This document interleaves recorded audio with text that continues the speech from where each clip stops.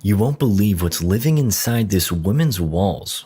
We open with a lady in the kitchen. Now, there's an opportunity for a joke there, but it's 2022. She reaches for a first aid kit while her phone buzzes away. She gives it a look over but decides not to answer. As she patches up her finger, which she probably cut from running with scissors, the caller leaves a message. Seems to be a heartbroken ex-boyfriend or something. He really misses her and yada yada yada. And we also learn that there was another man in the picture. Scandalous. My advice? Focus on the grind, young man. The woman, who we'll now call Stephanie, walks over to the living room, but stumbles, spilling her spaghetti everywhere. We've all been there. As she cleans up the rather bland meal, she notices 2 drops of blood. She grabs some cleaning supplies, but her attempts to fix the small problem only make it worse and more widespread. This says a lot about society. Now without a meal and ever hungry, Stephanie checks her fridge, but it's empty. 2 minutes later, she checks again. Still empty. Hate when that happens. So she orders some food before marking where to place a painting. She grabs a handy-dandy hammer and prepares to bludgeon in a nail, but instead, she knocks a small hole into the wall accidentally. Woman moment.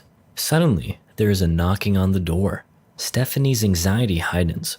She swiftly tiptoes towards the door, then lays her back against the wall. Eyes closed, she slips down, waiting for whoever, or perhaps whatever, is outside to leave. Then, she quickly undoes several locks to sneak a peek outside.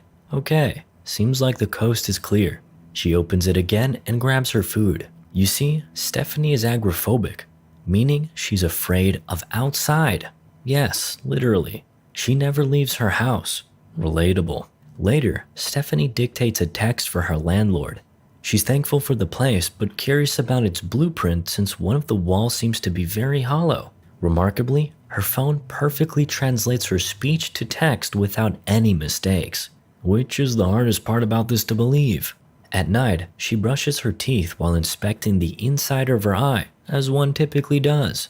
She's having trouble sleeping. The hole in the wall is on her mind. The moment she closes her eyes, the wall suddenly juts forward. Her eyes widen with surprise, but it was just a dream. Stephanie awakens and has a little therapy session. Her therapist believes it's time for her to come out of her shell and visit the office. Stephanie coughs in response.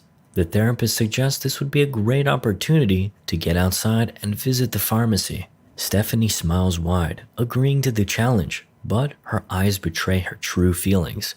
On the inside, she's a little scaredy-cat. After the call, she dresses up and clutches her keys, staring at the door. The anxiety inside her swells up. She just can't do it. Stephanie coughs once more, and this time there's another cough that comes from the wall. Probably in her imagination. Instead of investigating that further, Stephanie decides to do some guided meditation. What is this woman's hairdo? Anyway, Stephanie is instructed to imagine a happy place and in it, a throne of her own creation. She is to sit on the throne and relax. Then, the doorbell rings. Stephanie ordered cough medicine and some chocolate. I guess this is her idea of relaxation. Later, on her way to bed, Stephanie walks by the hole and there's hair coming out of it. Say that out of context. Before sleeping, she's sure to watch some minute movies. It's not long before she's perfectly relaxed and sound asleep. You're welcome. But then, in the middle of the night, she emerges. The wall is calling to her. She walks over with a hunger in her eyes. As she slowly approaches, something seems to be alive in there. A single beam of light illuminates what appears to be some kind of tasty snack. Stephanie leans forward and opens her mouth. Maybe it's like a hamburger or something. Okay, let's just pretend that didn't happen. In the morning, Stephanie is awakened from her nightmare. Actually, it seemed more like kind of a pleasant dream. Anyway, someone is frantically knocking at the door. It's her ex, begging to talk.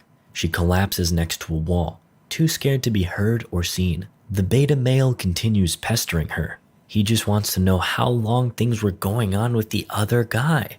He smashes his fist against the door. Her eyes widen. He knows she's in there. Her car is outside. After a while, he gives up. Then he walks over to the window and slams it, leaving what appears to be a note. After her ex speeds off, Stephanie carefully inspects the note. You can't ignore me. Are you sure about that? Stephanie involves the police and gets a restraining order. The officer recommends she gets a security camera, given that she's living alone. Stephanie proceeds to do so and sets up the camera while her coughing symptoms worsen. Later in the bathroom, she downs some cough syrup and it be hidden different. Meanwhile, disturbing, gurgling, bubbling animal sounds can be heard coming from the wall. It's leaking now, and then, crack, it's about to burst. Stephanie's cough is becoming a real problem. She checks her phone and receives a message from her landlord. Apparently, there was some kind of undisclosed renovation. That wall isn't supposed to be there. Stephanie continues to sip that good as the message continues. The lady states that some might find this addition to the home creepy, but she finds it adventurous. As far as Stephanie, she's in camp creepy, so she shuts the door. Despite this, she somehow finds herself sleeping in the hallway, right underneath the hole. She makes it back to her feet, then stumbles to her room, but steps on something. It's a tooth. Suddenly, without warning, she crams all 10 of her fingies into her mouth to count all her teeth. Could have just used your tongue, but okay, be extra, Stephanie. She backs away into her room, terrified, and shuts the door. The wall makes gut-wrenching sounds that get louder and louder. In search of answers, she checks out her security camera footage. What she finds is baffling. Stephanie herself can be seen walking up to the hole and coughing something up. Whatever it is, it just keeps getting bigger. Upon closer inspection, it seems to be an entire arm. She snakes it through the hole. In the present, she has no recollection of ever doing that.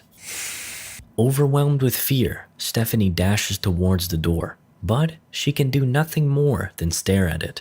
Her fear of the outside trumps all. The wall calls back to her, but just then, she gets a burst of courage. Now filled with determination, Stephanie reaches for a sledgehammer and goes to town, busting it down on the world's most flimsy wall. That's a lot of damage. Somebody call the flex tape guy. With a doorway into the unknown opened, Stephanie stumbles in. She finds herself in a fog-filled void. In the distance is something familiar, a throne, just like the one her meditation instructor had her imagine. But something is wrong here. The throne is alive. It calls to her, and soon she feels its magnetic grasp pulling her in. She tries to find it, but can't resist its gravity. You can low-key tell she's actually just walking towards it while leaning back, but that's okay. As she closes in, she begins to enjoy the feeling. Out of her own volition, she takes a seat. The throne warmly embraces her before placing a crown on this queen. It's a little weird, but I like it. Relief and relaxation take over Stephanie. Just like in her meditation, she feels like she's where she needs to be.